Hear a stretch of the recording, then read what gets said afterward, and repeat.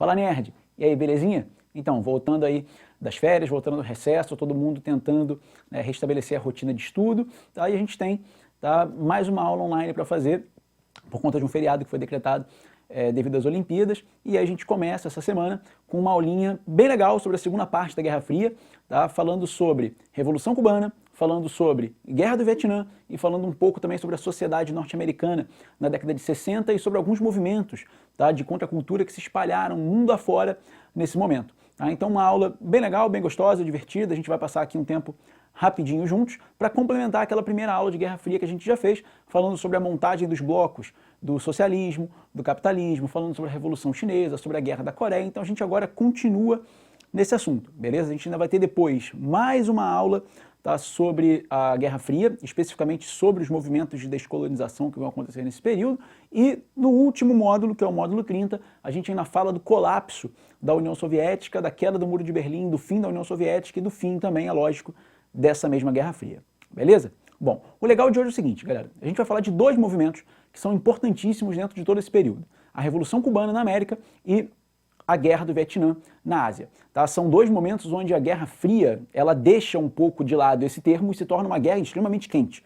Tá? Como a gente viu lá na primeira aula, a Guerra Fria ela se baseia nesse princípio para as áreas centrais. Né? Você pensa em Europa, você não pensa em nenhum grande conflito durante todo esse período. Agora, você pensa em áreas periféricas, como a África, a Ásia e a América, aí a guerra se torna, assim, bem quente. Tá? A Revolução Cubana vai ser responsável pelo momento de maior tensão na Guerra Fria e a Guerra do Vietnã vai ser responsável, tá, pelo maior conflito armado, tá, ocorrendo durante todo esse período, com a entrada ali de mais de 500 mil de soldados norte-americanos em guerra lá no Vietnã. Beleza? Então, é uma aula onde a tal da Guerra Fria fica um pouquinho de lado, tá, no sentido do termo, para a gente falar ali de questões bem intensas envolvendo todo esse processo, tá, chegando praticamente a uma guerra quente, tá, e quase chegando a uma guerra, de fato, entre Estados Unidos e União Soviética, o que, como a gente já viu no primeiro módulo, seria péssimo por conta de toda aquela doutrina da destruição mútua assegurada, já que os dois possuíam arsenais atômicos gigantescos, tá, que seriam responsáveis por destruir não só um ao outro, mas também toda a humanidade se fossem utilizados em larga escala.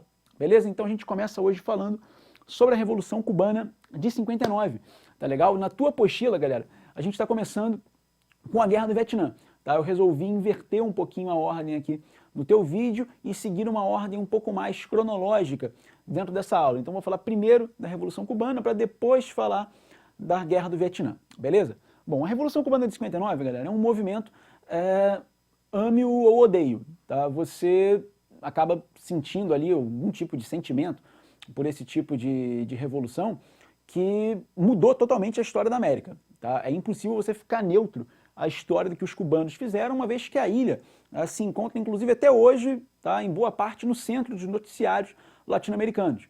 Ultimamente nós temos visto ali uma série de notícias ligadas à reaproximação, inclusive, do regime cubano com o governo norte-americano, né, promovido pelo representante do governo de Cuba, o Raul Castro, e pelo atual presidente dos Estados Unidos, o Barack Obama. Tá? Então Cuba não deixou de ser, em parte, um centro de atenções aqui na América. Tá? E a revolução dela em 59 vai mudar completamente a história do continente, tá? Porque boa parte do que os Estados Unidos pensavam para a Guerra Fria na América, tá, muda totalmente a partir do momento que a Revolução Cubana acontece. Tá? E aí você pensa o seguinte, a Revolução Cubana sempre foi socialista, e isso está errado.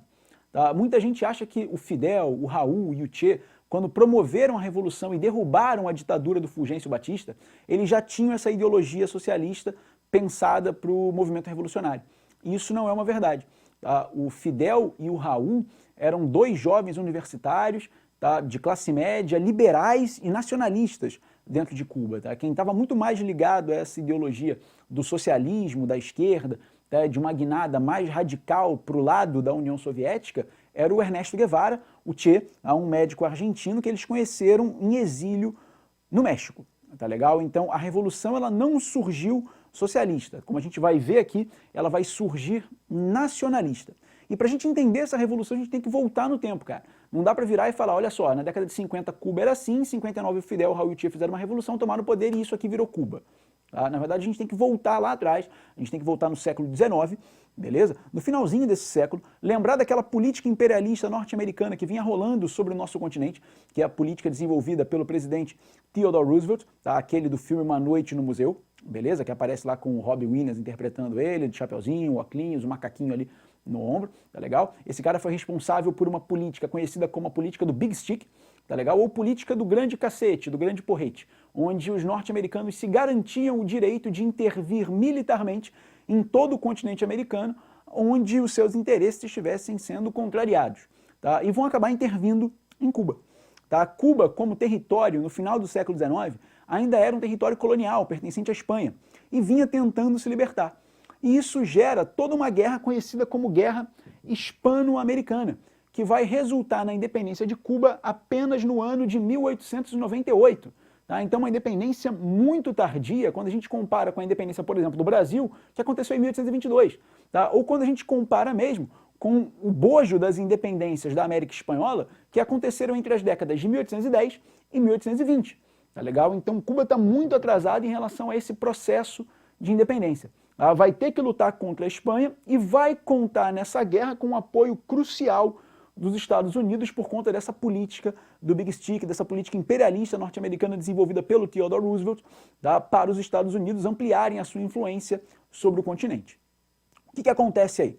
Ocorre a vitória de Cuba, a vitória norte-americana na guerra contra os espanhóis, e na hora de Cuba formar o seu país, na hora de Cuba se tornar de fato independente e pensar a sua Constituição, por conta desse apoio norte-americano e da influência que os Estados Unidos terão na ilha, a política dos Estados Unidos acaba conseguindo impor aos cubanos uma vitória norte-americana na Constituição e uma derrota cubana, que é a chamada Emenda Platt. Tá? Platt é o nome do diplomata norte-americano que servia em Cuba nesse momento. Tá? E essa Emenda Platt ela vai ser crucial para os Estados Unidos e crucial para a história de Cuba, porque o que ela garante é algo que soa completamente absurdo. Cuba vai perder a sua soberania perante os Estados Unidos dentro do seu próprio território, uma vez que a Emenda Platt garantia aos Estados Unidos o direito de intervir na ilha, toda vez que eles achassem necessário que isso acontecesse, e também vai doar um pedaço do território cubano para os norte-americanos, onde eles vão inclusive instalar uma base militar que fica até hoje, tá, com a famosa prisão da Baía de Guantánamo. Beleza? Então essa Emenda Platt, galera, ela é crucial para a história de Cuba, principalmente no que diz respeito a isso aqui, a intervenção dos Estados Unidos na ilha. Isso aqui é péssimo para os cubanos, tá? Porque uma vez que isso é estabelecido na Emenda Platt, você dá o direito dos Estados Unidos intervirem dentro da ilha, você abre mão da sua própria soberania e você diz o seguinte: a minha política vai ser feita com base na política de quem? Dos Estados Unidos. Tá? Dificilmente algum presidente cubano chegaria ao poder ou permaneceria nele sem o apoio desses caras aqui, tá? Sem uma ligação direta com os Estados Unidos. Então é muito difícil, tá, você manter a sua soberania a partir desse tipo aqui de instrumento. Tá legal? Então isso é crucial para a Revolução Cubana. Tá? Quando a gente entende que o Fidel e o Raul eram nacionalistas, e a gente entende que a Revolução Cubana queria, em parte, acabar com a exploração estrangeira dentro da ilha, a gente tem que lembrar da Emenda Platt. Por isso que a gente tem que voltar tanto no tempo e falar do finalzinho do século XIX e do início do século XX, para que a gente possa compreender, então, todo esse processo revolucionário cubano. Beleza, galera? Bom, continuando, o que vai acontecer aqui? Entre as décadas de 30, 40 e 50, nós vamos ter aqui uma grande ditadura cubana no poder, que é a ditadura do Fulgêncio Batista, tá? Um sargento que vai subir ao poder mediante um golpe militar na década de 30 e que vai governar até 44. Tá? Se você repara que, inclusive, o período dele no governo lembra muito, tá, o da própria Era Vargas, né, que ficou do poder de 30 até 45. Okay? O Batista acaba sendo derrubado mais tarde e volta ao poder na década de 50 por meio de mais um golpe em 52, ficando até 59. Tá? Nessas duas fases do Batista no governo, é lógico que ele contou com o apoio de quem? Dos Estados Unidos. Tá? Inclusive, na primeira fase dele no poder, na década de 30 até a década de 40, ele conseguiu um acordo com os norte-americanos para encerrar a Emenda Platt. Né? Ela seria substituída por acordos econômicos, o que ampliaria o domínio dos Estados Unidos sobre a economia da ilha. Tá? Mas, na verdade mesmo, a Emenda Platt nunca deixou de existir. Tá? Por mais que o acordo tivesse sido realizado e que ele fosse substituído por questões econômicas, politicamente Cuba continuou debaixo da influência e da lógica da política externa norte-americana. Tá? E aí, dessa maneira, o Fulgêncio vai conseguindo permanecer no poder por todo esse tempo, garantindo aos Estados Unidos interesses econômicos e governando, é lógico, em parte de acordo com os interesses, tá, do maior país do mundo, naquele momento da maior potência mundial e que fica ali a poucos quilômetros de Cuba. Tá legal? Então, os dois são aliados, o Batista e os Estados Unidos, e garantem, então, dessa maneira, seus interesses mútuos. Os norte-americanos penetrando na ilha economicamente e cada vez mais também politicamente, e o Batista se mantendo, então, no poder. Beleza? Então, é um governo importante e é contra esse governo, tá, que é a revolução do Fidel, do Raul e depois também do Che e do Camilo Cienfuegos, por exemplo, vai acabar se insurgindo. Beleza? Então, o que a gente tem aqui? Sobre o domínio econômico dos Estados Unidos sobre a ilha, galera, tá, você tem que tirar da tua cabeça, tá, aquele pensamento de que a economia cubana é baseada em fumo, tá, em charuto. Não é. Tá? Muita gente pensa isso. Ah, Heitor, mas os charutos cubanos são famosíssimos no mundo todo. Sim, são famosíssimos. Tá? Tu pega lá um charuto chamado Coíba, né, dizem que é um dos melhores do mundo, da maneira como ele é feito. Okay? Então, Cuba, de fato, tem uma economia, tá, que exporta bastante esse tipo de produto, mas que não é responsável, tá, em nenhum momento pela maior parte dos dividendos cubanos, né, daquilo que Cuba consegue obter como lucro para a sua economia. Pelo contrário, tá, Cuba faz parte de uma região do Caribe, tá, como outras regiões da América que cresceram baseadas na plantação de quê? Açúcar. Então a principal economia cubana nesse momento, ainda no século XX, era a produção e a exportação de açúcar. E logicamente que a maior parte dessa produção era exportada para os Estados Unidos. Ok? E não só isso, boa parte dessa produção era realizada pelos Estados Unidos. Ué, Heitor, como assim? Cara, dentro de Cuba, você tinha uma série de latifúndios que pertenciam a proprietários de terra norte-americanos. Então esses caras tinham um domínio muito grande sobre a principal economia cubana e, consequentemente, acabavam, é lógico, importando muito açúcar de Cuba, o que acabava sendo também um próprio açúcar norte-americano, já que era dominado por proprietários vindos dos Estados Unidos. Um país pouco industrializado, possui algumas indústrias leves, montadas a partir, é lógico, do capital estrangeiro, tá legal? A burguesia cubana participa muito pouco disso. As empresas e as indústrias que existem dentro da ilha, elas vêm em larga escala do capital que vem de fora, também dos Estados Unidos, e isso faz de Cuba um país essencialmente agrário, exportador e totalmente dependente das importações norte-americanas. Olha isso aqui, ó. 80% de tudo que Cuba consumia praticamente era importado e principalmente dos Estados Unidos. Tá? Então, uma economia muito dependente nesse sentido daquilo que vem também de fora no sentido das importações de produtos. Beleza? Então, Cuba está completamente dominada aqui pela economia norte-americana. E não é só isso. Tá? Os Estados Unidos ainda enxergam Cuba como uma espécie ali, ó, de quintal da sua casa. Tá? Nessa época, por exemplo, Las Vegas ainda não existia, tá? O jogo estava proibido dentro dos Estados Unidos e os norte-americanos iam para Cuba aproveitar e se divertir com aquilo que eles não podiam fazer dentro de casa. Okay? Cuba era uma ilha também conhecida pelos seus hotéis luxuosos, pelos seus cassinos e pela prostituição, tanto adulta quanto infantil. E aí muitos norte-americanos acabavam viajando para Cuba para aproveitar essa vida que eles não podiam aproveitar dentro do seu próprio país. Então Cuba é completamente dominada nesse sentido, tá, pela economia estrangeira, tá, e internamente o país desenvolve determinados problemas, tá, que são questões importantíssimas, como a questão da prostituição, agradando a esse turismo, tá, que é realizado dentro da ilha e que corresponde, inclusive, a uma parte até interessante da economia cubana. Beleza? Então, olha só. Diante desse quadro todo aqui, nós vamos ter o início, tá, de uma guerrilha nacionalista liderada pelo Fidel e pelo Raul. O Batista volta ao poder na década de 50, no ano de 1952. E aí, no dia 26 de julho de 1953, o Fidel e o Raul organizam um ataque a um quartel-general cubano chamado Quartel de Moncada, onde eles tentam ali invadir o quartel, conseguir armas, para começar uma luta contra o governo cubano. O ataque é completamente fracassado. Eles acabam sendo presos, o Fidel é condenado a 15 anos de prisão em 53 e acaba sendo solto 2 anos depois por conta ali, de uma anistia que foi dada, tá, para muitos prisioneiros cubanos e acabou sendo então exilado do país. Tá? Em 55 ele acaba então indo para o México, junto ao seu irmão.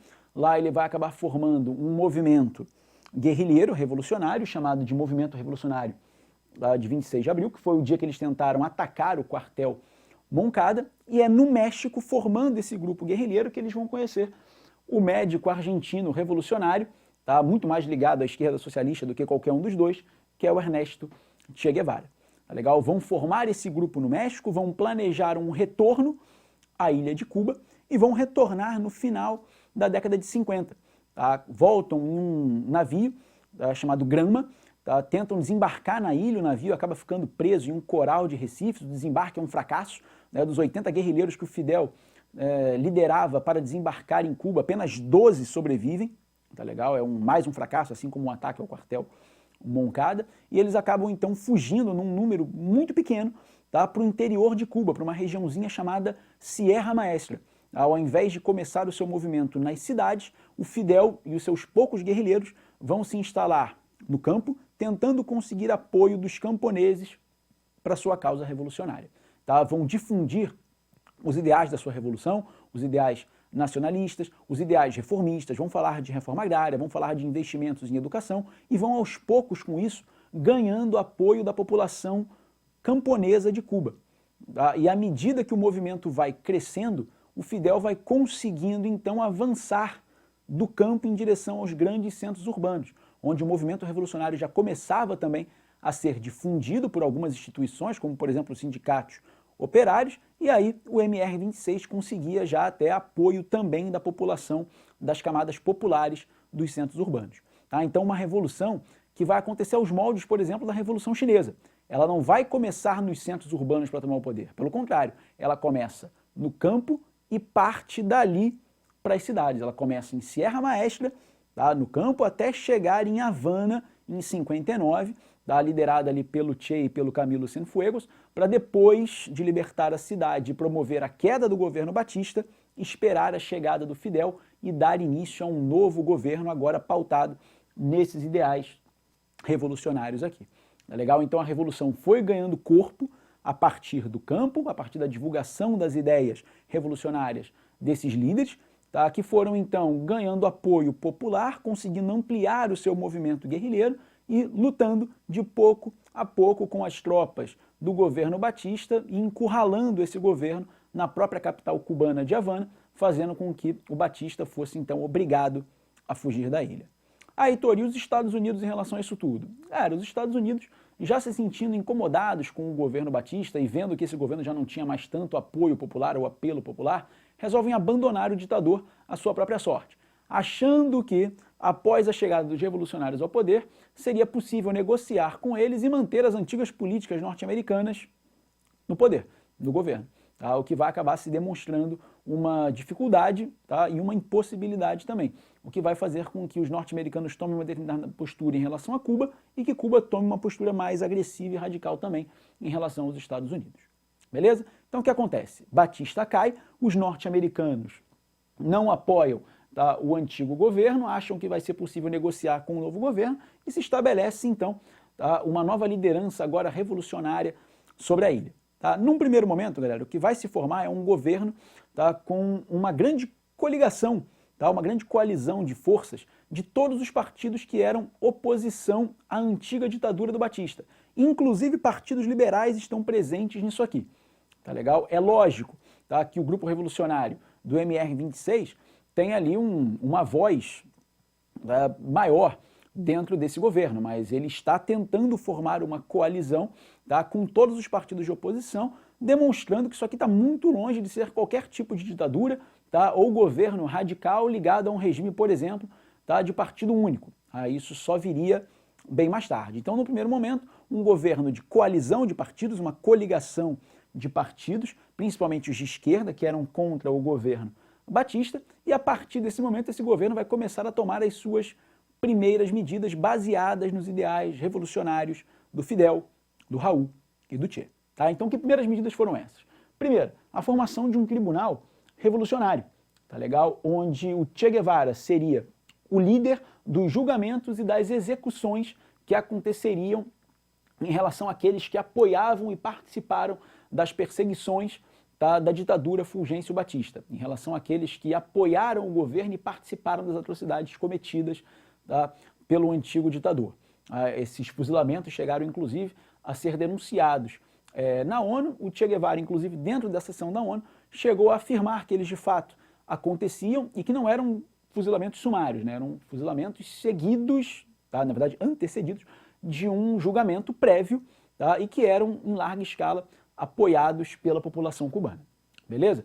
Bom, além desse tribunal revolucionário para promover esses fuzilamentos, tá, daqueles que apoiaram a ditadura batista, o governo vai estabelecer também o início da reforma agrária, como eles haviam prometido aos camponeses, vai estabelecer uma política de redução do valor dos aluguéis nos grandes centros urbanos, dando melhores condições de moradia para a população, vai estabelecer também uma redução das tarifas de serviços como a telefonia e a energia, fazendo com que o povo cubano consiga gastar menos em determinados serviços e garantindo, então, melhor qualidade de vida também, maior acesso a outro tipo de consumo, tá? Já que você vai pagar menos com conta, tá? E o governo vai começar a investir pesado também em educação, tá? O que era uma preocupação dos revolucionários desde o processo da Revolução, tá? Desde o momento em que a guerrilha havia se iniciado contra o governo batista.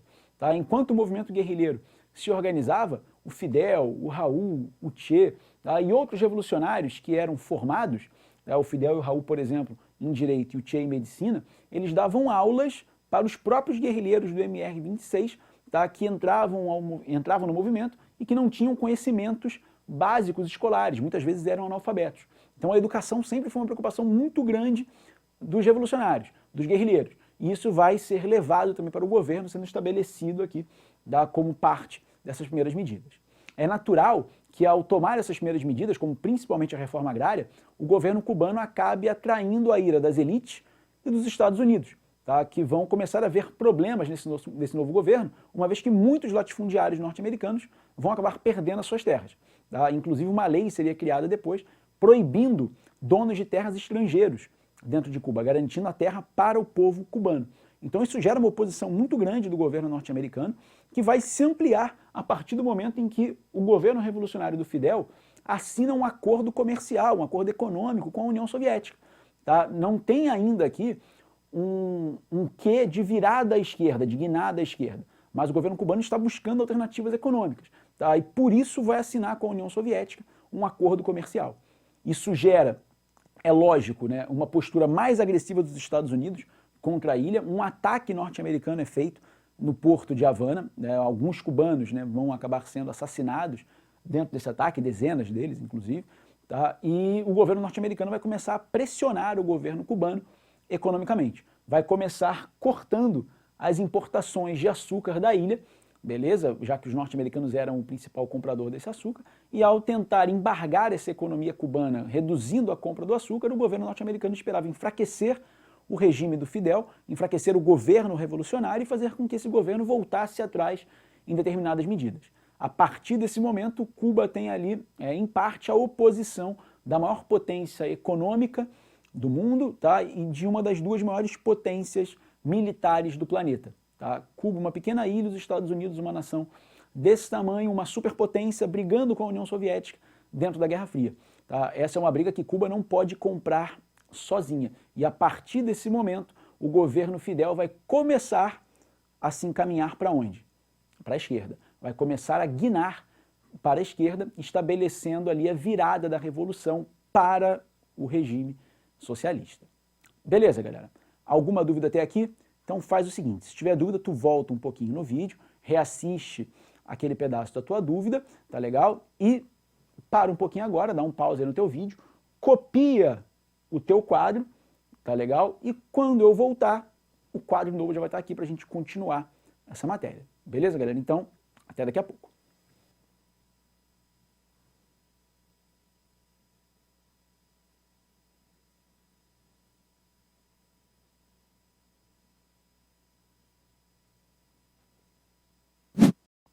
Fala, galera, voltei.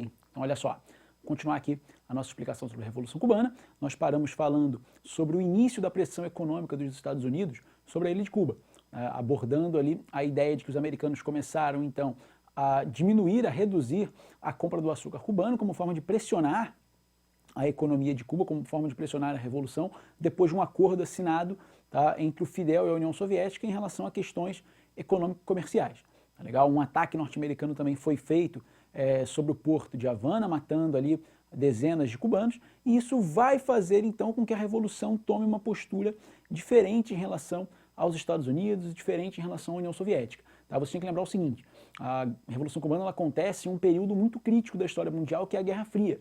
Tá? É muito difícil você se manter alheio a essa lógica. Tá? E Cuba, como um país pequeno, contando com toda essa oposição gigantesca dos Estados Unidos, não teria muito o que fazer. Tá? Na visão do Che, inclusive, a lógica já deveria ter sido uma guinada à esquerda, que vai ser a solução agora encontrada pelo governo do Fidel, pelo Raul, tá? E pelos demais seguidores do movimento revolucionário, tá? MR-26. Beleza? Então, a partir desse momento, Cuba vai partir para aquilo que nós chamamos de guinada à esquerda dentro da Revolução. Tá legal? Em 61, o Fidel vai se declarar oficialmente marxista, tá? Deixando claro que a Revolução Cubana, que tinha começado nacionalista e até liberal, agora adotava uma via de esquerda para seguir o seu caminho. Então isso aqui seria crucial para os rumos que toda essa história tomaria. Tá? Fidel, então, se anuncia marxista, a Revolução toma um novo rumo. Tá? Nesse momento, as perseguições aos opositores do regime vão se ampliar, tá? Contando já aí com determinado apoio da União Soviética. Milhares de exilados vão acabar deixando Cuba nesse momento, principalmente em direção aos Estados Unidos, principalmente em direção a Miami. E aí o Fidel parte para a criação de um novo regime baseado em um novo partido que vai ser o Partido Comunista Cubano, tá? Estabelecendo aqui uma forma de regime de partido único inspirada na forma de governo da União Soviética. Tá? Aqui nesse momento fica muito claro a inspiração e a aliança do Fidel, tá? Com o governo Khrushchev, que estava no poder dentro da União Soviética. E fica muito clara a influência, tá, da esquerda dentro desse movimento revolucionário. Aqui a gente parte já para um governo que vai começar a apresentar determinados problemas. Né? O regime de partido único vai acabar deixando de lado a liberdade pluripartidária dentro da ilha e o direito ao voto, né, o direito à liberdade de expressão em outras vertentes políticas acaba sendo, então, esquecido. Beleza? Então a revolução aqui guina à esquerda, tá, estabelecendo um regime de partido único baseado no PCC e vai se alinhar diretamente com a União Soviética. Tá? Com os americanos pressionando a economia cubana, galera, é natural que essa relação Cuba-União Soviética ela cresça ainda mais. Tá? Cuba não vai se inspirar apenas no modelo político soviético, mas vai aproveitar para estabelecer novos acordos econômicos e comerciais com a União Soviética. Tá? E aí esse país vai estabelecer um acordo econômico com Cuba que é muito vantajoso para os cubanos, tá, até um certo ponto, tá, e prejudicial até para a economia da União Soviética, mas que no sentido político, diplomático, no sentido da Guerra Fria, ele é extraordinário. O que vai acontecer aqui? A União Soviética vai demonstrar todo o seu apoio à Revolução Cubana, estabelecendo a compra do açúcar cubano a um preço mais alto que o preço de mercado. Tá legal? Então, a União Soviética vai ter prejuízo comprando o açúcar de Cuba. A ideia é sustentar mesmo a Revolução.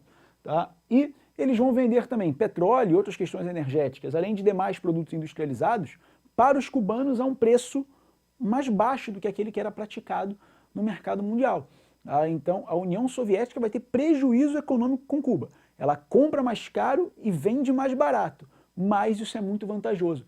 Porque dentro da Guerra Fria, a União Soviética pode contar com uma área socialista de influência, tá, debaixo do nariz norte-americano. Lembre-se sempre que Cuba está ali a pouco mais de centenas de quilômetros, tá, de Miami. Ok? Então é muito perto. Então, para a União Soviética ter essa área de influência socialista em Cuba debaixo do nariz dos Estados Unidos é algo extraordinário, é algo fenomenal. Enquanto os norte-americanos tinham grandes áreas de influência na Europa Ocidental, beirando a União Soviética, Cuba agora vai ter a sua própria área de influência socialista na América, beirando os Estados Unidos. Então isso aqui para eles vai valer muito a pena. Beleza? Então o que vai acontecer aqui? A partir do momento em que Cuba e a União Soviética se aproximam cada vez mais, o rompimento com o governo norte-americano é também, lógico, evidente. E aí o governo Kennedy vai partir para uma ação mais incisiva contra os revolucionários cubanos. No ano de 1961, o governo Kennedy, junto à CIA, estabelece então uma tentativa de invasão da ilha, conhecida como a invasão da Baía dos Porcos. A CIA vai armar a ação, estabelecendo ali o recrutamento de milhares de exilados cubanos nos Estados Unidos, serão 1.500 exilados que serão treinados pela CIA, que receberão ali armamentos de ponta, de primeira qualidade, para promover um desembarque na ilha, uma invasão da ilha e tentar derrubar o governo Fidel. O que a CIA e o governo norte-americano esperavam? Que nesse momento, quando esses exilados desembarcassem em Cuba, a população se levantasse contra o governo, por conta dessa guinada à esquerda, por conta aí, desse corte de determinadas questões ligadas à vida democrática, ok? Apoiassem os exilados e com isso fizessem o governo cair. Então, os norte-americanos e a CIA esperam um apoio popular aos exilados que vão invadir Cuba para derrubar o governo. E esse apoio popular nunca veio. O ataque, a tentativa de invasão à ilha vai ser um fracasso completo, tá legal? O Kennedy vai ter que assumir publicamente a culpa pela tentativa de derrubar o governo do Fidel Castro. Isso vai fazer com que o governo dele passe por problemas, lógico, políticos, diplomáticos e até de popularidade em alguns locais, enquanto a CIA fica afastada desse tipo de ação e fica tramando, logicamente, outros tipos de ações para poder derrubar o Fidel de outras maneiras. Tá legal? Então, aqui o governo cubano consegue resistir, mas fica muito claro que a oposição norte-americana é cada vez maior. Vai ficar muito difícil Cuba resistir por muito mais tempo se os norte-americanos continuarem adotando posturas agressivas como essa da invasão da Baía dos Porcos. Tá legal? Aqui a coisa fracassou por completo. E na próxima, será que fracassa? Então, Cuba, logicamente, vai pedir ajuda para a União Soviética, uma ajuda diferente, e a União Soviética vai montar um plano de defesa para a ilha de Cuba muito rapidamente. E esse plano de defesa passa pela instalação de coisa pouca ali em Cuba, só uns mísseis nucleares de médio alcance que poderiam atingir boa parte do território norte-americano em questão de poucos minutos. Seria a melhor forma, segundo a União Soviética, de proteger a ilha contra uma invasão norte-americana e de ter, logicamente, os Estados Unidos sob ameaça constante dos mísseis nucleares soviéticos. Legal? Então, o que vai acontecer? No ano de 62, no mês de janeiro, Cuba vai acabar sendo expulsa da OEA, a Organização dos Estados Americanos, lógico, comandada pelos Estados Unidos e a pedido dos Estados Unidos, e no mesmo mês, no mesmo ano, os norte-americanos vão estabelecer também um embargo econômico de todo o mundo capitalista ao regime cubano. Tá legal? O que faz, inclusive, com que os planos do Fidel, anunciados antes da Revolução para a industrialização da ilha, fiquem, lógico, atravancados. Com todo esse embargo econômico vai ficar difícil montar indústrias e desenvolver esse lado dentro de Cuba, o que não acontece em boa parte até hoje. Beleza, gente? O que vai acontecer? Ao longo do ano de 62, os Estados Unidos vão manter Cuba sob uma vigilância tremenda. Diversos voos de espionagem eram feitos mensalmente sobre a ilha, fotografando o território por meio de aviões que sobrevoavam o espaço aéreo cubano a alturas elevadíssimas e possuindo câmeras fotográficas muito potentes, para fotografar todo aquele território e saber o que vinha acontecendo dentro da ilha. E num desses voos, e na verdade em alguns desses voos, os norte-americanos acabam encontrando indícios e vestígios da instalação desses mísseis nucleares soviéticos dentro de Cuba. Vão acabar levando a denúncia da instalação desses mísseis nucleares soviéticos em Cuba para a ONU, legal? E aí cria-se uma situação de tensão extrema dentro de Cuba e dentro da América, estabelecendo ali um período conhecido como a crise dos mísseis de Cuba, ou a crise dos mísseis cubanos, um período de 2 semanas repletas de tensão entre o governo Kennedy de um lado e o governo Khrushchev do outro, e um período onde a gente quase chegou de fato a uma terceira guerra mundial. A Guerra Fria periférica, nesse momento, como eu falei lá no começo do vídeo, no começo da aula, vai ficar bem quente. Nesse momento aqui, a gente quase chega de fato a um conflito armado entre Estados Unidos e União Soviética por conta desses mísseis instalados em Cuba. Tá legal, galera? Então, deixei aqui para vocês, inclusive, uma dica de filme para ver, que é sensacional, são os 13 dias que abalaram o mundo, com o Kevin Costner, e que conta toda ali a história de bastidores do lado norte-americano sobre a questão envolvendo essa tensão, tá legal? O que acontece ali é um momento de negociação muito intensa entre os dois governos. Os norte-americanos, ao descobrirem os mísseis e ao levarem essa questão para a ONU, estabelecem um bloqueio naval sobre a ilha de Cuba, vão bloquear com a sua marinha uma determinada linha no Oceano Atlântico, impedindo qualquer navio de passar por ali em direção a Cuba. Qualquer navio que ultrapassasse essa linha estaria cometendo um ato de guerra. Os norte-americanos atacariam Cuba e, consequentemente, acabariam atacando depois também a própria União Soviética, tá? Essa linha quase chegou a ser rompida, tá? Por um navio da União Soviética que voltou em cima da hora, né? A tensão chega ali a um ponto elevadíssimo, e enquanto isso, tá? Na Casa Branca e no Kremlin, o Khrushchev e o Kennedy mantinham ali uma linha de comunicação direta, tentando negociar o tempo inteiro uma saída pacífica para essa questão e que não envolvesse a entrada em uma terceira guerra mundial e uma guerra nuclear. Tá? Depois de 2 semanas negociando, depois de 2 semanas muito tensas, tá? Não só nos 2 países, mas no mundo como um todo, esses caras acabam chegando a uma solução diplomática, né? Os mísseis soviéticos seriam retirados da ilha, tá? Em troca da retirada dos mísseis norte-americanos da Turquia, que ameaçavam também os socialistas do leste europeu. Além disso, nenhum governo norte-americano tentaria, depois disso, invadir a ilha, mas ela permaneceria sob um embargo econômico capitalista que dura ainda hoje. Beleza, galera? Então, nesse momento, o governo Fidel se estabelece de maneira definitiva, tá? Os norte-americanos oficialmente não vão tentar mais invadir a ilha para tentar derrubar o governo, apesar da CIA, logicamente, continuar planejando ações para desestabilizar o governo Fidel e tentar derrubá-lo. Tá? Os mísseis são retirados dos 2 lados e a solução para a coisa é pacífica. Ok? Então, o que acontece a partir daí? A relação de Cuba com a América Latina e a relação dos Estados Unidos com a América Latina, ela também se transforma totalmente. Tá? Cuba era um país que era área de influência norte-americana até a Revolução, guinou à esquerda e agora é uma área de influência direta da União Soviética. Tá? E, naturalmente, Cuba, inclusive, tentou, na década de 60, expandir esse modelo socialista com base no financiamento de alguns movimentos guerrilheiros de esquerda dentro da América Latina. Tá? O que vai acontecer, galera, é que a relação, tá, do continente com esses 2 territórios, né, Cuba e os Estados Unidos, ela se torna muito intensa, tá, muito tensa, e ela muda completamente de figura. Tá? Primeiro, os Estados Unidos vão pensar a partir de 61 já a criação de um plano econômico para investimentos na América Latina para tentar, segundo eles, combater a miséria e promover o desenvolvimento do continente, chamado de Aliança para o Progresso. Tá? Foi um plano que previa ali um investimento de 20 bilhões de dólares em coisa de 10, 20 anos aqui na América Latina. Não se sabe ao certo quanto foi gasto, mas uma década depois do plano ter sido anunciado, a América Latina não tinha resolvido seus problemas econômicos, as desigualdades sociais continuavam altíssimas, a pobreza tinha aumentado e a dívida externa do continente com os Estados Unidos também. Tá legal? Então, um plano que foi anunciado como forma de tentar colocar os Estados Unidos na linha de frente do combate de questões sociais dentro da América Latina, tentando anunciar os Estados Unidos como um país também ligado ao bem-estar social, a toda aquela política que os norte-americanos já buscavam desenvolver desde antes da Segunda Guerra e que ampliaram ao final dela, tá legal? Para tentar impedir o avanço do socialismo, tá, dentro dessa região. Então, uma forma ideológica e econômica de tentar combater a esquerda dentro aqui do continente. Beleza? Além disso, tá, nós vamos ter a ampliação de guerrilhas de esquerda dentro da América Latina, influenciadas exatamente pelo modelo de revolução em Cuba.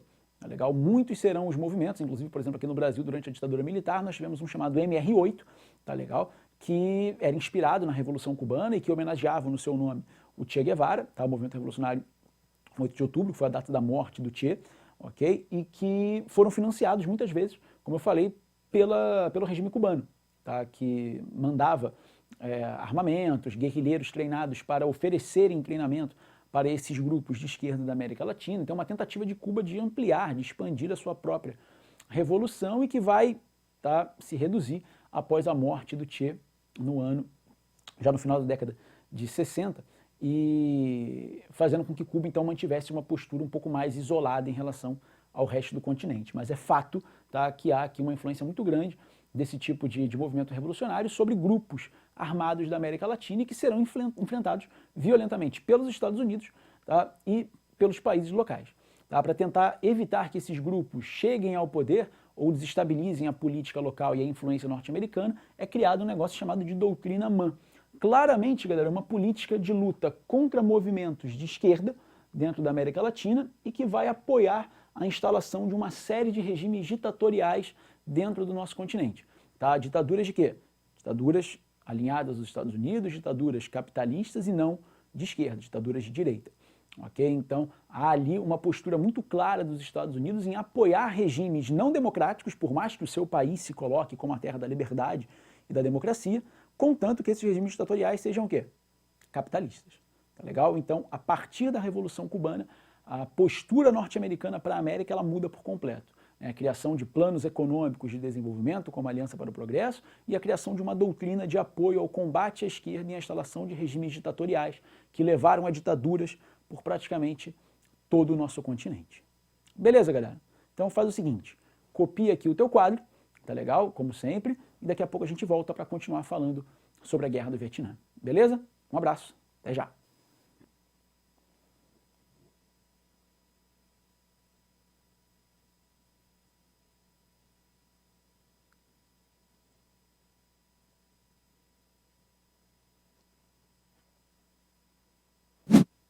Fala, galera, voltei. Então olha só, vamos falar agora um pouquinho sobre a Guerra do Vietnã, que é um dos momentos também mais tensos da Guerra Fria, um dos maiores conflitos realizados dentro de todo esse período da Guerra Fria, um conflito envolvendo o Vietnã, principalmente, né, a área sul e norte, dividida após a Conferência de Genebra, e com o envolvimento direto de uma das duas superpotências da Guerra Fria, nesse caso, o envolvimento direto das tropas norte-americanas. Tá legal? Agora, a gente não tem como falar da Guerra do Vietnã imediatamente a partir da década de 50. A gente tem que entender, na verdade, o contexto que levou a essa guerra. Tá? Então, assim como a gente fez com a parte da Revolução Cubana, a gente tem que voltar um pouquinho no tempo. Tá legal? E aí, para começar, a gente tem que relembrar o seguinte, o imperialismo. Aí você fala, caraca, meu Deus, Heitor, não é imperialismo, a gente viu isso no módulo 13. É verdade, a gente viu isso lá atrás, tá? Mas a gente tem que voltar nesse papo. Por quê? Pelo seguinte, ó, olha isso aqui. Tá? Aquela região do Vietnã, ela era formada, tá, por uma região, na verdade, chamada de Indochina, tá, que engloba países hoje independentes, como o Laos, o Camboja e o próprio Vietnã. E toda essa região da Indochina, ela foi dominada durante a fase imperialista pelos franceses. Tá legal? Apesar da Inglaterra ter tido uma grande influência imperialista na região da Ásia, quem dominou essa região foi a França. E esse domínio foi muito intenso até a eclosão da Segunda Guerra Mundial. Tá? Lembrem-se, galera, lá da aula da Segunda Guerra Mundial, módulo 21, tem que continuar voltando no tempo, tá? E a gente viu nessa aula que o Japão buscou se expandir de maneira imperialista também pela Ásia, em busca principalmente de quê? De recursos econômicos, de recursos de matéria-prima que ele não possuía em seu território, depois que ele passou a sofrer principalmente com o embargo norte-americano e não conseguia mais importar esse tipo de produto. Tá? Então, os japoneses vão tentar se expandir pela Ásia, vão conseguir promover uma grande expansão e vão dominar, inclusive, toda essa região da Indochina. O que vai acontecer a partir disso? Surge nessa área aqui do Vietnã, dentro da Indochina, durante a Segunda Guerra e a invasão japonesa, um movimento conhecido como Viet Minh, tá? Um movimento de libertação, tá, dessa região, um movimento de independência dessa região, tá legal? A Liga pela Independência, liderada, tá, por um comunista, um líder de esquerda chamado Ho Chi Minh. Tá? Então, o Viet Minh tem essa característica. É um movimento de luta pela independência local associada à esquerda, tá? Buscando uma guinada à esquerda, buscando ali o comunismo e o socialismo. E esse movimento vai enfrentar os japoneses durante a Segunda Guerra Mundial. E consegue, tá, em larga escala, impor derrotas aos japoneses e expulsá-los daquela região, tá, à medida que a Segunda Guerra foi avançando e a presença norte-americana na Ásia foi ajudando também a diminuir o imperialismo do Japão. Então o que acontece? Em 45 a Segunda Guerra Mundial acaba, o Viet Minh consegue libertar essa região e declara aquela região independente, declara o país independente. Porém, a França não aceita. A França, como potência imperialista do final do 19, início do século 20, vai querer manter os seus domínios nessa área. Em 46, os franceses vão desembarcar com milhares de soldados nessa região, dispostos a entrar em guerra para manter o controle de seu país ali. Ou seja, a França acabou de sair da Segunda Guerra Mundial e já está disposta a entrar em uma nova grande guerra para manter os seus domínios coloniais imperialistas. O Viet Minh e o Ho Chi Minh, que haviam acabado de lutar com o Japão, vão ter que enfrentar agora uma outra grande potência mundial, tá? Que é a França, em uma guerra que vai durar 8 anos, cara. Essa guerra vai de 1946 até 1954, tá? Como está aqui para vocês. Tá legal? É uma guerra longa entre o Viet Minh e os franceses, tá legal? Com a população local apoiando em larga escala esse movimento popular de independência local, apoiando o Ho Chi Minh, apoiando o Viet Minh. E em 54, após uma série de grandes batalhas e concentrando todo o seu poder e resistência no norte do Vietnã, o Viet Minh consegue impor, tá, uma derrota agora também aos franceses. Tá legal? Depois da batalha de Dien Bien Phu, tá, os franceses acabam então derrotados. Tá, o Viet Minh se mostrava muito forte, o Ho Chi Minh estava muito fortalecido, venceu duas grandes potências, o Japão da Segunda Guerra e agora a França, do pós-Segunda Guerra Mundial, e ele então vai tentar agora manter essa região independente. Só que, para isso, os esforços diplomáticos teriam que ser feitos, tá? E uma conferência então organizada em 54 em Genebra, na Suíça. Tá legal? Nessa conferência de Genebra, galera, os franceses vão acabar então aceitando a independência de toda essa região da Indochina, dando origem aos 3 países que formam então aquela região: o Laos, o Camboja e o Vietnã.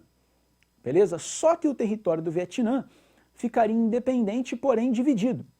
Tá legal? Seria dividido em 2 áreas. O norte, comunista, liderado pelo Ho Chi Minh, tendo a sua capital em Hanoi, e o sul, capitalista, com a sua capital lá em Saigon e liderado por um governo, tá? Liderado pelo antigo imperador do Vietnã, que era o Bao Dai.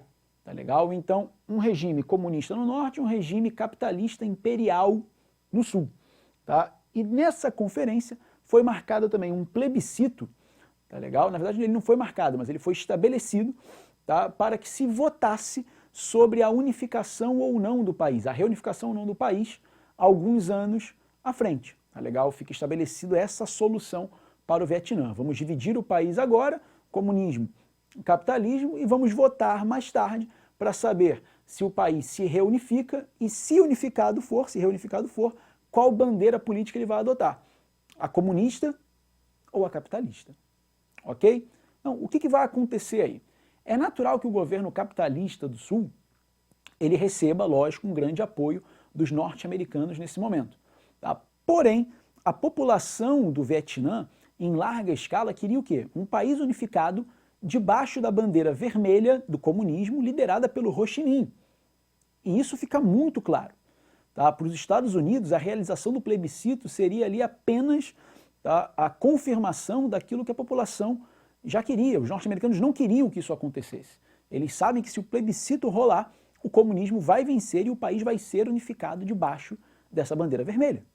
Então o que acontece? No ano de 1955, tá, com o apoio do governo norte-americano, um golpe militar é dado dentro do Vietnã do Sul, liderado pelo general Ngo Dien Dien, beleza? E esse cara sobe ao poder, retirando o imperador Bao Dai da liderança do país e estabelecendo ali, então, um governo republicano, autoritário e extremamente repressor.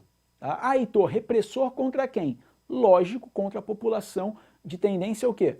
De esquerda, comunista, aqueles que apoiavam o regime do norte, o regime do Ho Chi Minh, o regime do Viet Minh. Tá legal? Então, esse líder republicano sobe ao poder com o apoio dos Estados Unidos, estabelecendo um regime autoritário e repressor para evitar, tá, que o comunismo continuasse a crescer no Sul, e ele vai, para isso, cancelar aquele plebiscito. A ideia de consultar a população sobre a reunificação ou não do país é, então, cancelada nesse momento, porque, como eu já disse, já se sabia praticamente do resultado. Era muito provável, a maior chance era de que o comunismo e o Ho Chi Minh vencessem essa eleição pela unificação de acordo com o seu modelo. Beleza, galera? Então o que acontece aqui?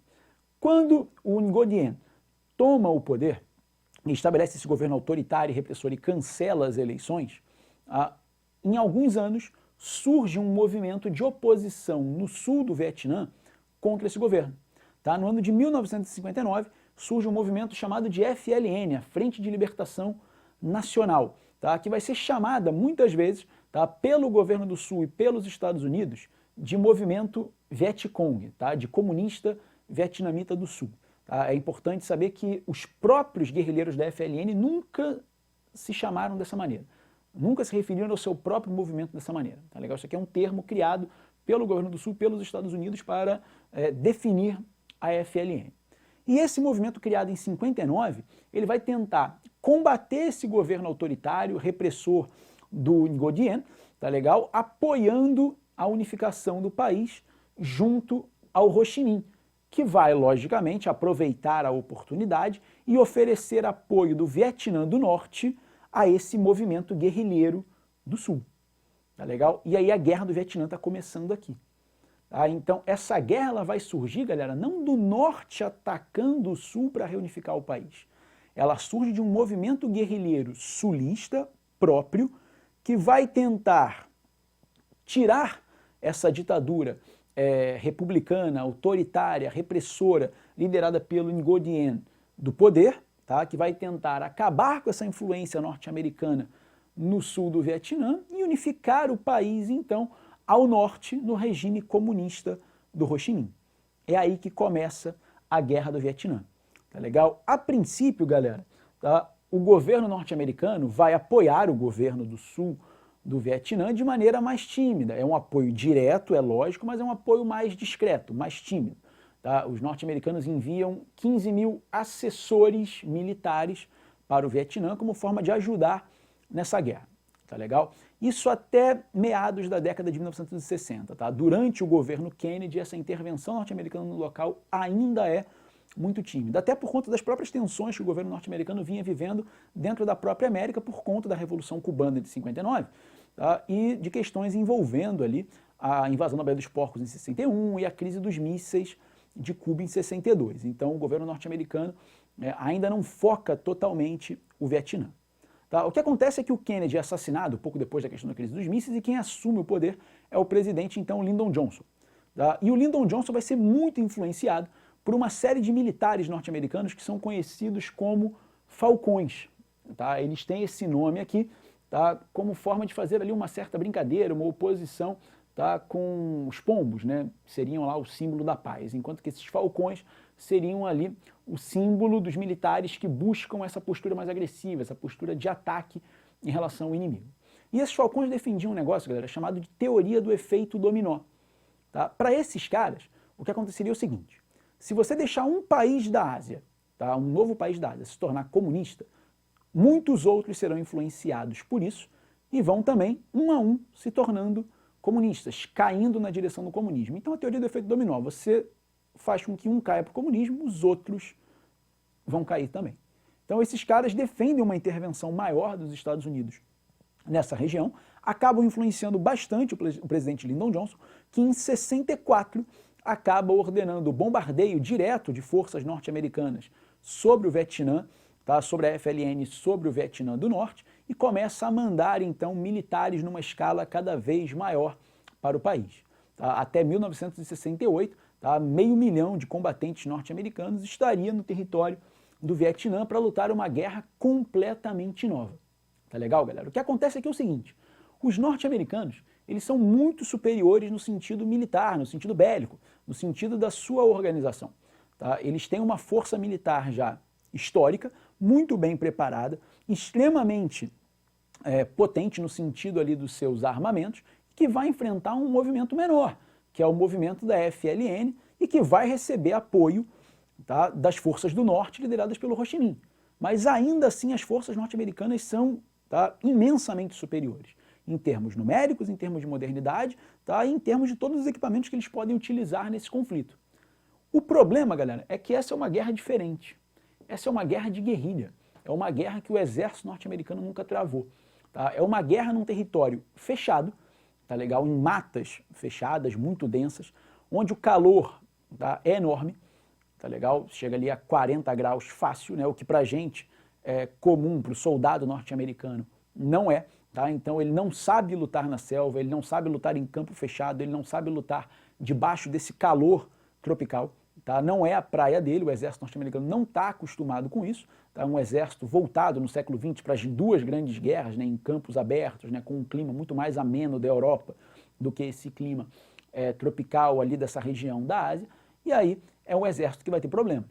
Tá? Por mais que os norte-americanos utilizem força bruta, utilizem milhares de soldados e todo e qualquer tipo de bombardeio, menos os atômicos, vai ser muito difícil vencer o Vietnã.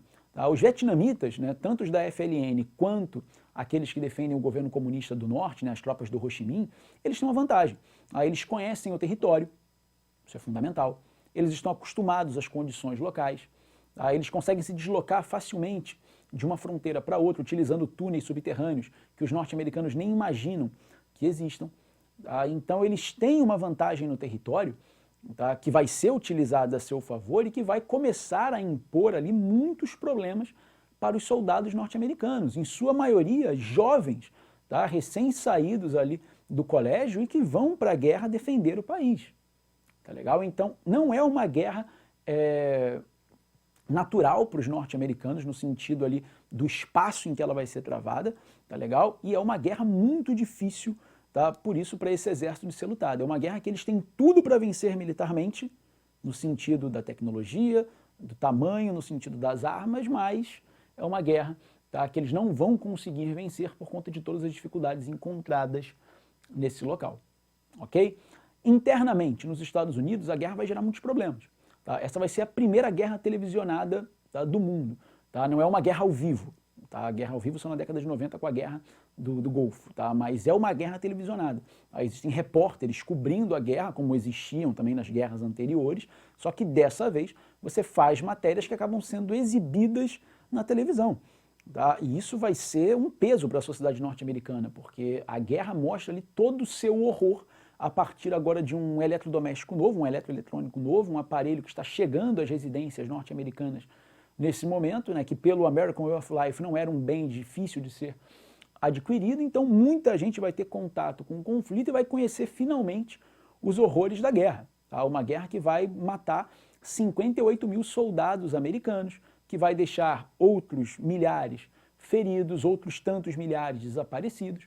Tá? Uma guerra que vai ser exibida pela TV e que vai deixar claro para a população norte-americana o horror que esse soldado vive naquela região. Né? Então a realidade da guerra chega te impactando, ela vai dar um soco no meio da sua cara.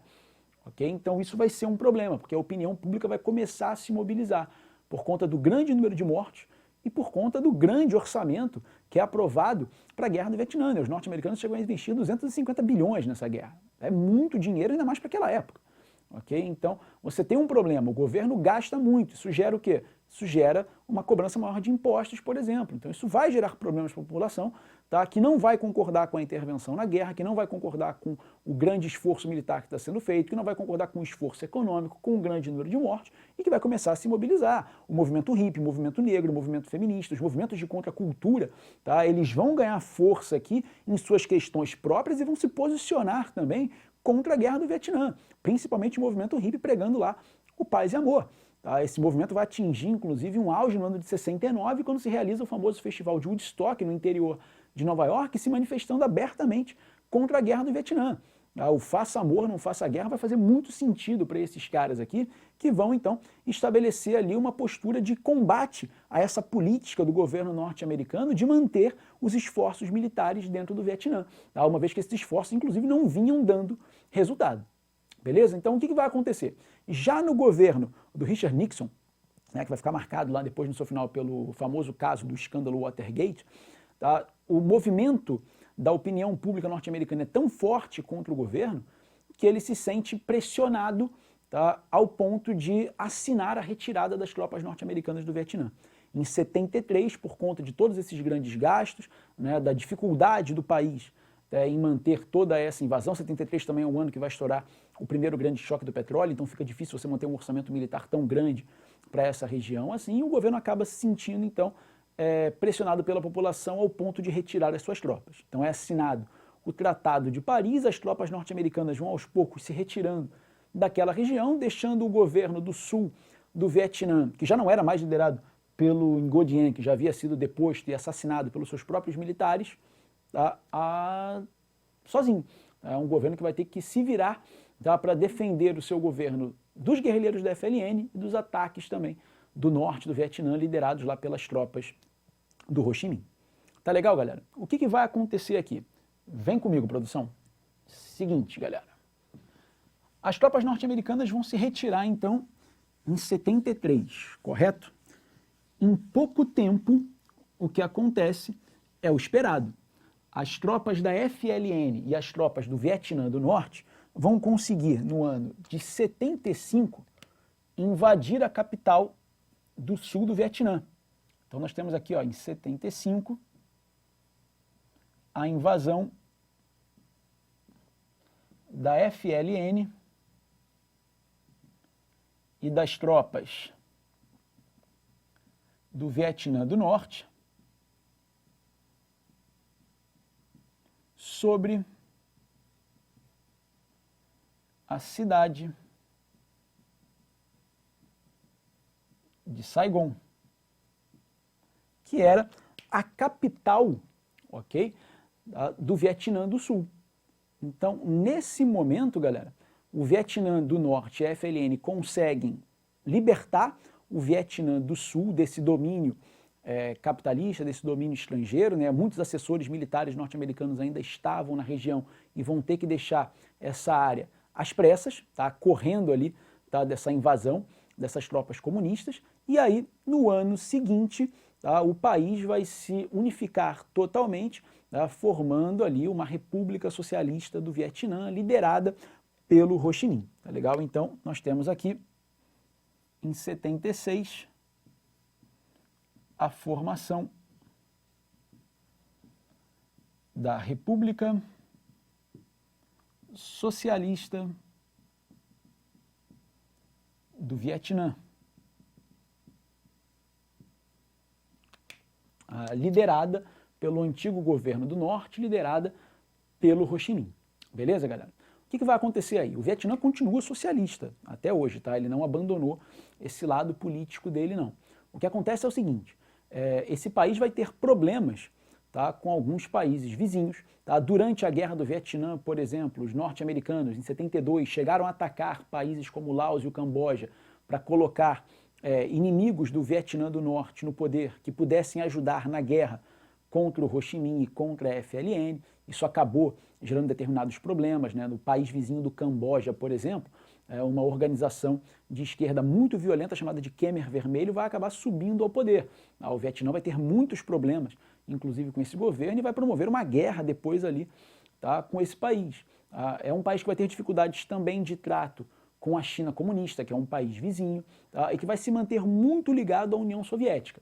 Tá? Vai contar também com o embargo econômico dos Estados Unidos, assim como Cuba, e vai ter muitas dificuldades, tá legal? A partir do momento em que a União Soviética começar a declinar na década de 80 e acabar definitivamente na década de 90, fazendo com que o governo comunista tivesse que depois começar uma política de abertura econômica como aquela que foi feita pelos chineses a partir da década de 80, criando ali uma espécie de economia de socialismo, de comunismo de mercado, como a gente costuma chamar. Tá legal, galera? Em 94, o presidente Bill Clinton dos Estados Unidos acabou com o embargo econômico dos Estados Unidos sobre o Vietnã, e em 97 os dois países voltaram a ter relações diplomáticas, até por conta dessa questão envolvendo a abertura econômica, e acabaria levando uma série de fábricas capitalistas para aquela região. Beleza? Vou fazer o seguinte, sai aqui da tua frente, você termina de copiar o teu quadro e a gente volta para a última parte, a parte mais rapidinha da aula, para falar sobre a sociedade norte-americana e determinados movimentos de contracultura. Beleza? Um abraço, até daqui a pouco, galera.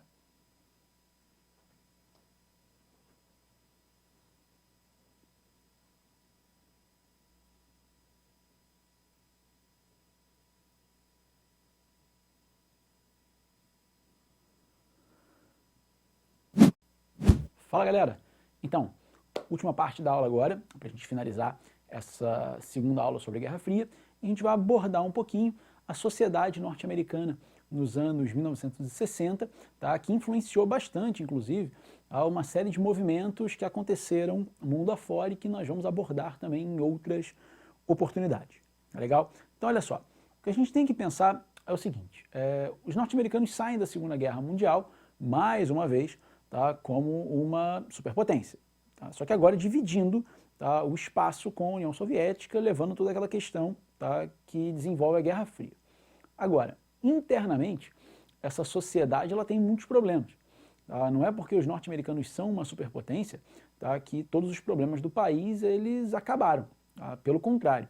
Tá? Quando a guerra acaba, galera, imediatamente após a guerra, a gente já consegue identificar problemas graves dentro dos Estados Unidos, como, por exemplo, uma concentração de renda muito grande. Tá? A gente sabe que a elite norte-americana é muito pequena, a classe média correspondia mais ou menos a 1/3 da população e os outros 2/3 da população, tá, de base ali popular, né, mais pobre, carente, muito longe de ter o mesmo acesso às questões envolvendo, por exemplo, a sociedade de consumo, né, o American Way of Life, que havia se desenvolvido, tá, na década de 30 e 40 pela política do New Deal desenvolvida pelo Roosevelt.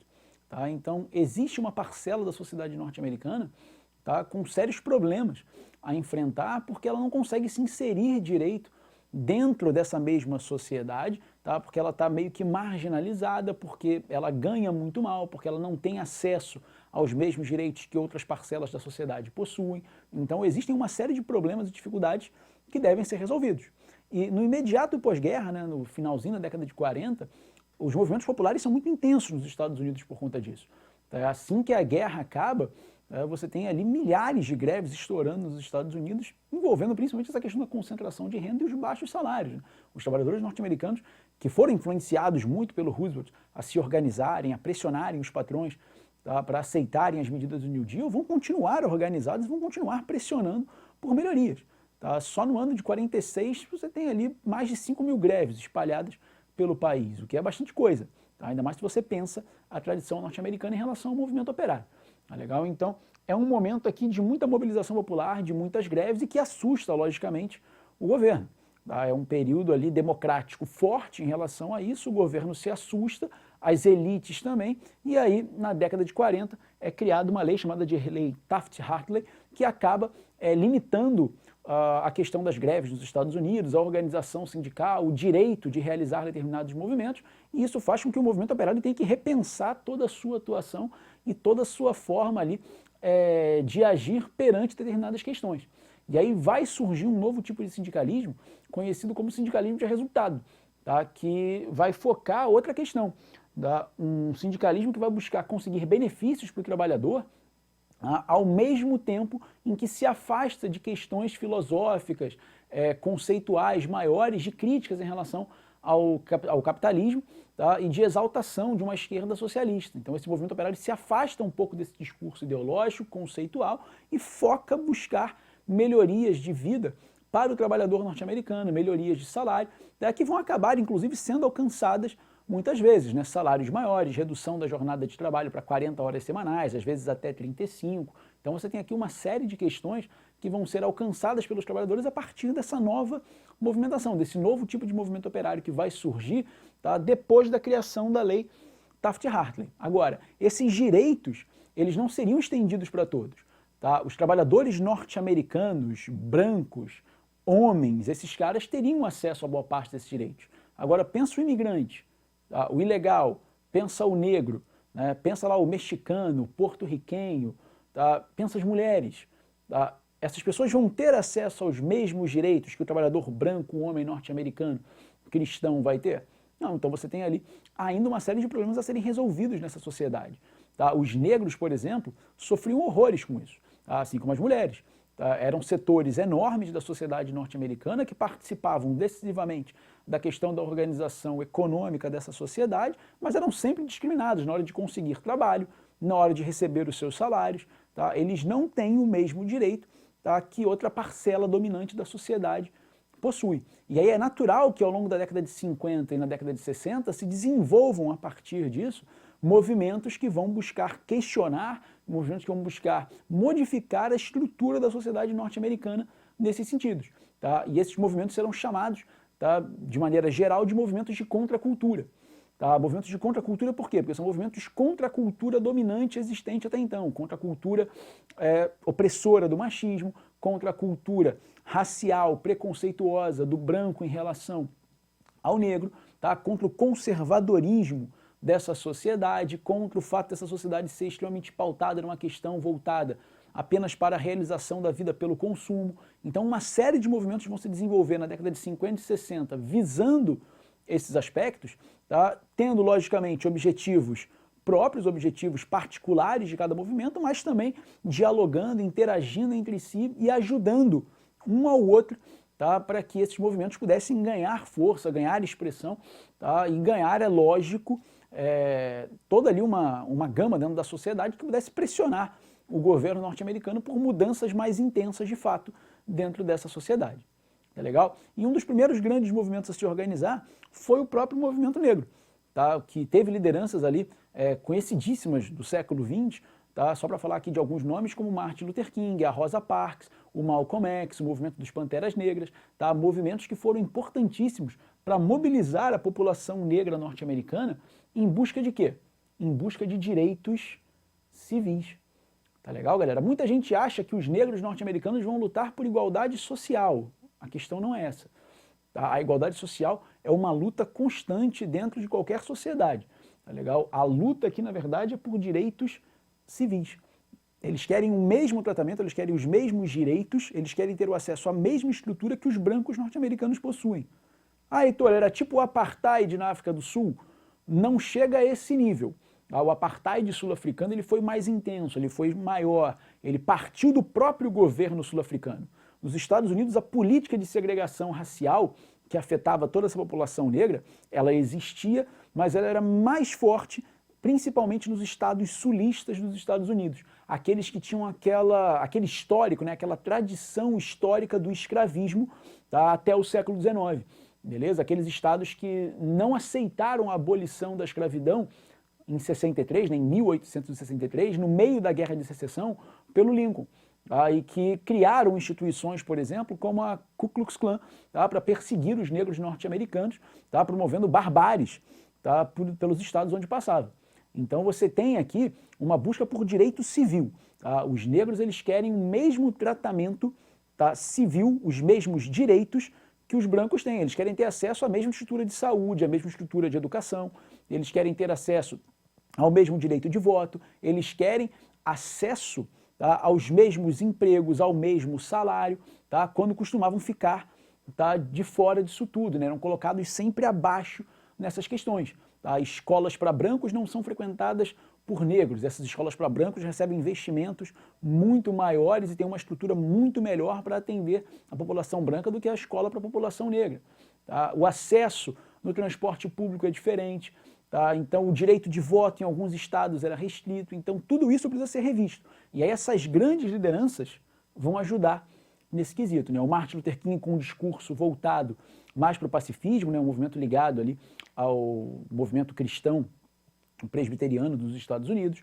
O Malcolm X com um movimento já mais radical, pregando ali, sim, em casos de necessidade, né? Que os negros pegassem armas para defender os seus e defender os seus direitos, né, ligado ao movimento islâmico dos Estados Unidos, tá legal? Influenciou bastante um lutador negro norte-americano de boxe chamado Cassius Clay, que acabou se tornando uma lenda do boxe, conhecido como o nome de Muhammad Ali. É o mesmo Muhammad Ali que se negou, por exemplo, a lutar na Guerra do Vietnã, dizendo que nenhum vietnamita tinha ido aos Estados Unidos chamar ele de crioulo, tá? E que, portanto, ele não tinha motivo para ir à Guerra do Vietnã, tá? Lutar contra um país que queria ser comunista. Tá? Então ele não via razão para isso. Então não foi para a guerra, acabou sendo perseguido pelo governo norte-americano por isso. Perdeu a medalha olímpica dele. Acabou se ligando ainda mais a esse movimento dos negros nos Estados Unidos e se tornou também, junto ao Malcolm X e ao movimento islâmico norte-americano, uma das grandes lideranças, tá, de toda essa luta dos negros por direitos civis. Tá legal? Tem a famosa Rosa Parks também, né, uma costureira que ficou muito conhecida nos Estados Unidos por conta de uma questão envolvendo ali o transporte público. Né? Se negou a ceder o assento dela, né, para um branco, já que os negros tinham que sentar na parte de trás do ônibus. Ela se nega a levantar, a deixar o lugar dela, que ela já havia sentado, para que um branco pudesse exercer isso, realizar esse tipo de benefício, e acabou sendo presa, foi julgada, foi condenada, acabou sendo também uma das líderes, uma das mártires desse movimento aqui, junto também aos Panteras Negras, também um outro movimento radical e que pregava em casos de necessidade, né, o uso da violência por parte dos negros norte-americanos na busca por esses direitos. Tá? Então você tem uma série de lideranças importantíssimas e que vão, tá, buscar esses direitos civis aqui, tá? Que vão se ampliando aos poucos, né, com a atuação do governo, da Suprema Corte norte-americana, principalmente em governos como o governo Kennedy e o governo Lyndon Johnson. Né? Ao longo da década de 60, esses governos vão se submetendo à pressão desse tipo de movimento, aceitando a necessidade de modificar essa estrutura social dentro dos Estados Unidos no sentido de conceder a essa população marginalizada direitos que os coloquem ali, tá, em pé de igualdade com o resto da sociedade branca norte-americana. Beleza? Então, esse é um dos movimentos cruciais da década de 60 que vai lutar contra toda essa sociedade preconceituosa, racista, tá, existente nos Estados Unidos, tá, e que ainda é comum, tá, em muitos estados norte-americanos em pleno século XXI, beleza?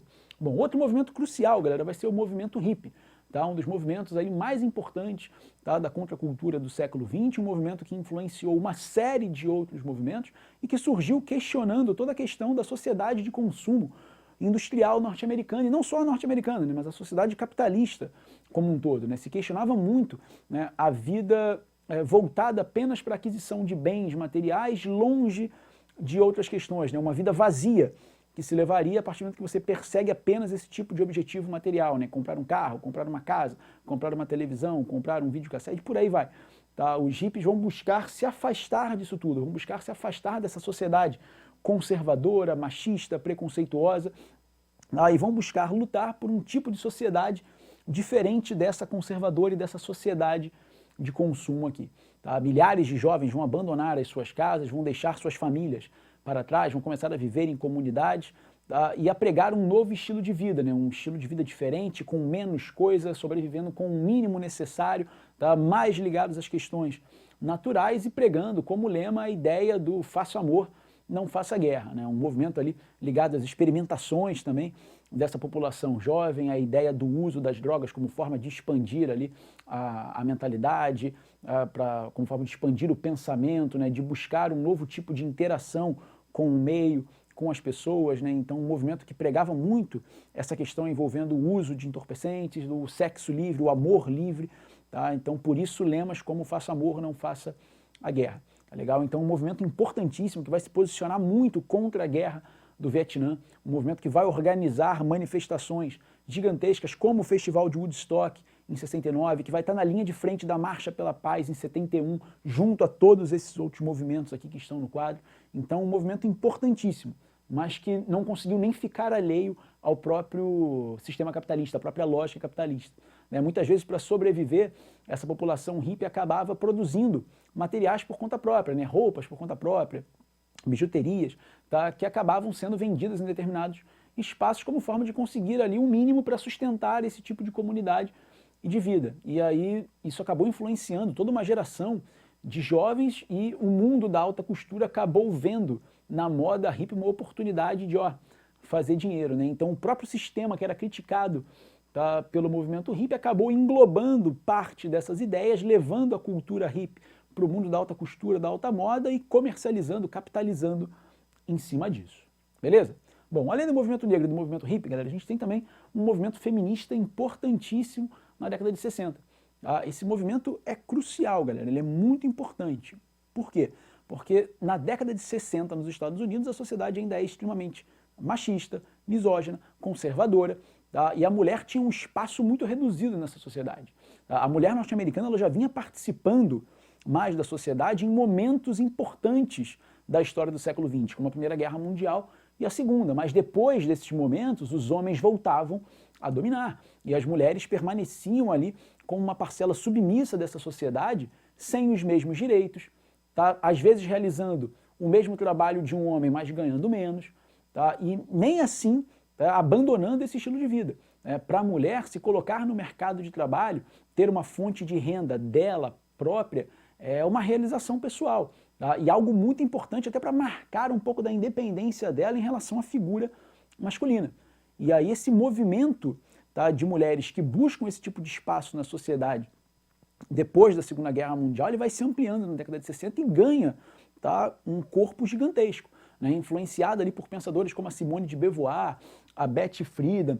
Tá? Esse movimento vai ganhar ali uma base ideológica muito forte. Essas pensadoras vão questionar, por exemplo, a questão da opressão da mulher na sociedade, vão falar da colocação da mulher dentro dessa mesma sociedade, como essas questões serão debatidas, como isso deve ser enfrentado. Então elas vão oferecer, né, toda uma base ideológica para as novas mulheres que estão surgindo nesse momento e para as antigas que já militavam também em relação ao feminismo, poderem lutar por um espaço maior, melhor e igualitário dentro dessa sociedade. O feminismo ele não busca submeter o homem à mulher, pelo contrário, ele busca igualar a mulher ao homem, não é um movimento de submissão, tá? Como por exemplo o machismo faz com a mulher, é um movimento de igualdade. O feminismo quer que a mulher seja tratada de maneira igual ao homem, que ela tenha as mesmas oportunidades, que ela consiga se colocar no mercado de trabalho da mesma maneira, que ela tenha o mesmo salário, né? Salários iguais para trabalhos iguais, ok? Que o homem ajude nas tarefas que a mulher realiza também dentro de casa. Tá? Então você tem ali a busca por igualdade sempre, e não, tá, pela submissão do homem, tá, contra a mulher.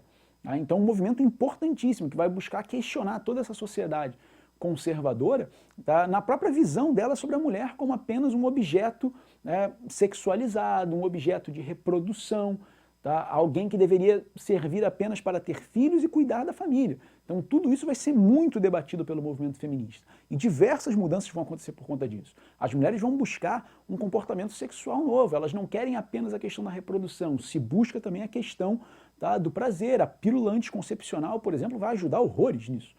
Tá? A mulher não precisa mais apenas se submeter à vontade do homem do sexo para a reprodução. Ela pode agora escolher fazer sexo por prazer. Ela pode escolher agora a hora que ela vai ter o filho. Ela pode, com isso, estudar mais, ela pode se colocar na universidade, pode buscar um mercado de trabalho melhor para ela.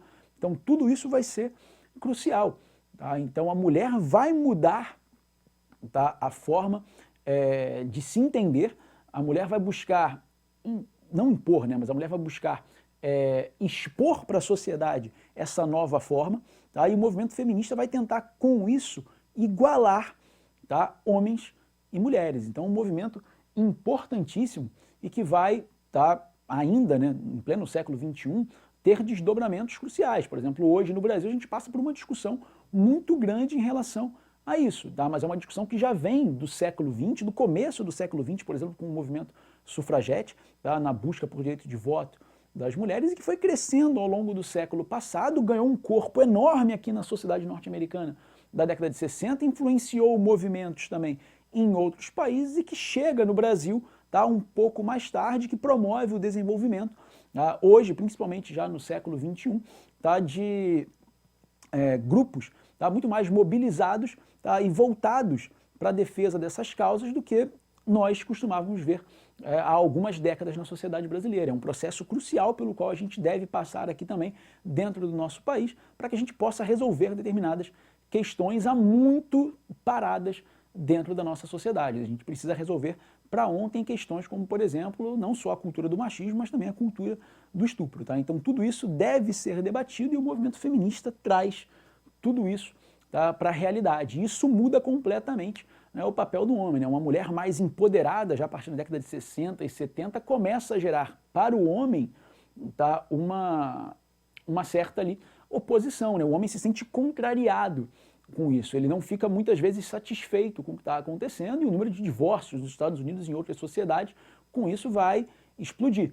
A mulher não vai abrir mão dos seus direitos, não vai abrir mão da sua igualdade, e o homem que vai ter que se adaptar, e com razão, tá? E graças a Deus, Zico, um novo tempo, tá, perante esse tipo aqui de movimento. Beleza? Então isso tudo modifica bastante a sociedade, tá, fazendo com que as mulheres consigam se colocar, tá, junto aos negros, junto aos hippies, né, como vanguarda também desse movimento de contracultura que acontece não só nos Estados Unidos, mas em outras regiões. Beleza? E para finalizar, galera, a gente ainda tem um movimento ligado a uma nova esquerda norte-americana, tá, muito associada à cultura underground dos Estados Unidos, né, ao cinema, à literatura, tá, que não são ligados ali à grande mídia, a Hollywood, tá, que não é ligado a Broadway, tá, um tipo ali de cultura diferente, né, que visa mobilizar a juventude norte-americana, o jovem, o movimento estudantil dos Estados Unidos, né, que se insere bastante nas universidades norte-americanas, principalmente, né, grandes universidades como a Universidade da Califórnia de Berkeley, e é um movimento que vai buscar se posicionar ao lado de todos esses movimentos de contracultura, lutando por direitos civis, lutando pela questão do feminismo, lutando pela questão do direito dos negros. Tá? Então, um movimento que vai ser crucial também na hora de apoiar, organizar manifestações, protestos, tá, na luta contra a guerra do Vietnã e na luta por direitos para todas essas parcelas marginalizadas e excluídas da sociedade norte-americana. Esses movimentos vão se espalhar mundo afora. Na França, em 68, nós vamos ter um movimento estudantil fortíssimo, que nós vamos abordar em outras aulas. Tá? Na União Soviética, esses movimentos de contracultura chegam também, por exemplo, com a Primavera de Praga em 68. Aqui no Brasil nós vamos ter movimentos de contracultura também ligados, por exemplo, à Tropicália, ligados também ao movimento estudantil, tá? Principalmente ali na década de 60, tá? Depois do golpe militar, esses movimentos vão se desenvolver bastante aqui também. Ok, galera? Então vamos fazer o seguinte, tá? Eu vou me despedir de vocês, vocês vão copiar aqui o quadro, tá? Qualquer dúvida que vocês tenham em relação à aula, nos procurem nos corredores, procurem a monitoria, não deixem de fazer os exercícios propostos na apostila de vocês, não deixem de fazer a folha Z, falta pouco agora para o Enem, vamos dar aquele último gás nesses módulos finais, daqui a pouco a gente já está chegando na reta final. Tá legal, galera? Um beijo, um abraço para vocês, foi um prazer, até a próxima.